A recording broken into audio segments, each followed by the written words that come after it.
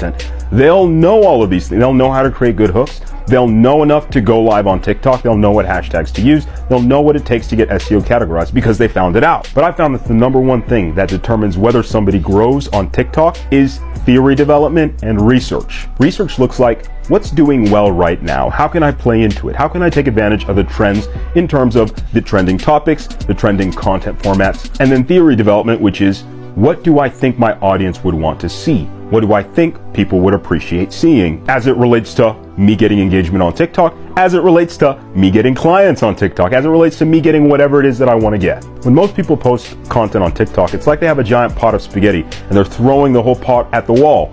And it's just not accurate at all. What you want is you want to have darts and you're throwing them at a dartboard. The dartboard is a clear target and the darts you throw are they're sharp and they're honed. If you're not intentional with where you want to go and you're not being precise with your efforts, what you're doing is not much better than wasting time. If you want to learn how to use content effectively, how to sharpen your TikTok so that they actually have a chance of sticking when you throw them, that's what I teach. Hit the link in my bio and I'll reach out to you.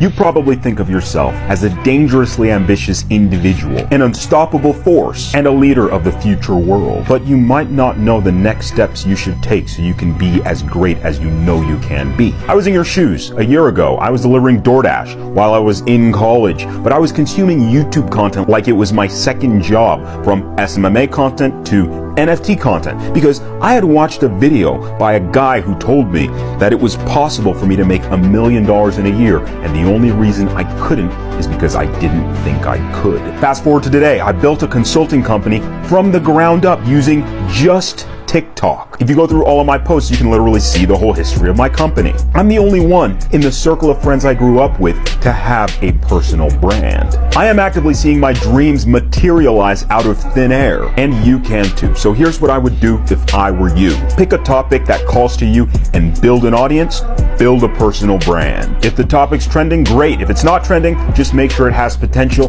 and stick to it. Because here's the key to being the best you could be in your field. If you are brave enough to generate attention around a topic, you will benefit from said attention. And if you use organic content, you can literally do this for free. That's how I got started. Lucky for you, I've devoted an entire account to showing you how to use organic content as the insanely powerful tool that it is. And I know you'll take advantage of this because in May, we brought a coach from $0 to $8,000 a month just using TikTok. On the content side, we got conversion by using a very specific video structure: hook, social proof, body, then the call to action. Additionally, on the content side, we did image consultancy, helping the coach figure out exactly how they wanted to be portrayed and how they wanted people to see them. On the monetization side, we got rid of all of the garbage low ticket offers and started working on one high ticket offer designed to produce one result. The program was a hybrid coaching program, half coaching, half coursework. We got people to sign up by using a type form with a specific number of questions. If you want to see them, just check out my own funnel. And once we got them on a video call, we'd figure out their problems and then explain step by step and show them exactly how we were able to help them. Additionally, we did not let the coach sell his program for under $1,500, even in the beta phase. And now he's regularly closing $2,000 clients for a period of 2 months. Let me make this happen for you. If I was a coach or consultant on TikTok and I had to go from absolute zero, stone cold zero, to 10K a month again, this is exactly what I would do. The first thing we're doing is research. What topics are hot in the market right now? Which of these topics do I have background knowledge in? And then which of these topics can I find content online about? Out of those topics, we need to identify a problem we're going to solve for people. I'm a fitness coach. I'm going to help people get in shape. I'm an AI integrator. I'm going to help people integrate AI into their business. Which of these niches that I've selected actually has the potential to be scalable and marketable? I decide to go down the route of being a fitness coach. What's the first thing for me to do? Build my audience. I need that audience because I need leads. I'm going to be building an audience on TikTok and Instagram. Instagram, because with stories, we can retarget people who follow us over and over and over every single day. I'm going to look at what's working on TikTok and Instagram. I'm going to steal the formats and repurpose them for my own self. I'm going to look at this like research. Once I find a video that does incredibly well, I'm going to do everything I can to replicate that video. And the video has to have done well inside of my niche. So I'm looking for content that's doing well inside of my niche. Levi, it's not right to steal. Listen, nobody's ever had an original idea. Even the ideas you bring to this platform, you got them from a book. You got them from your dad. You got them from somewhere. Your ideas don't belong to you. And these content formats don't belong to anybody. They're yours. You can take them. You can repurpose them. If you really feel guilty, give the creator credit. I'm testing content 3 to 5 times a day on Instagram, on TikTok. I'm testing the ideas that I have in my mind so that I can see if what I'm willing to provide is what people are willing to pay for.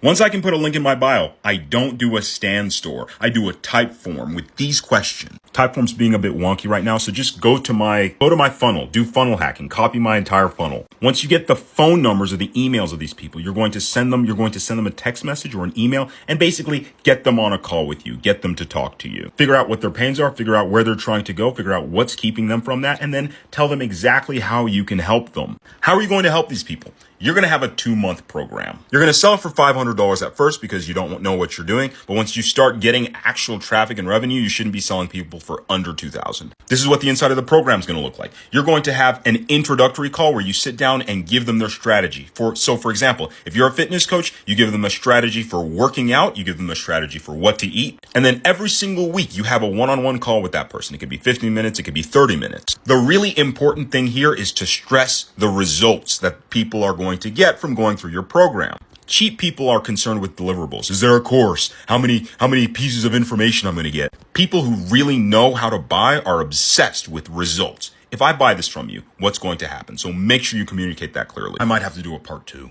This is what separates successful content creators from uncertain ones. And if you're wondering why you should listen to me, just go watch one of my other videos. Successful content creators understand the creative cycle. So you start with a concept and an intention for it to fulfill. Then you design it a certain way so that it can fulfill that intention. You test it to see if it does, and you accumulate feedback and use that to design your next concept and intention. We do this to develop a growth formula, to measure our creative capacity, to develop our personal brand, and to try to fulfill our intentions for our videos. And a lot of the time, content creators think that they'll hop on and immediately they'll know all of these things, top to bottom. And so some content creators will land on a growth formula that works for them, but they won't have the bandwidth to put it out consistently, and they won't actually be building their personal brand with it. They'll just be getting followers, and they'll have no idea what their intentions are or what they're supposed to be, and so they'll have no way to monetize their content. So if you want to get this cycle down solid, these are non-negotiables. You need to create consistently. You need to test wildly. You need to niche down in terms of your intentions.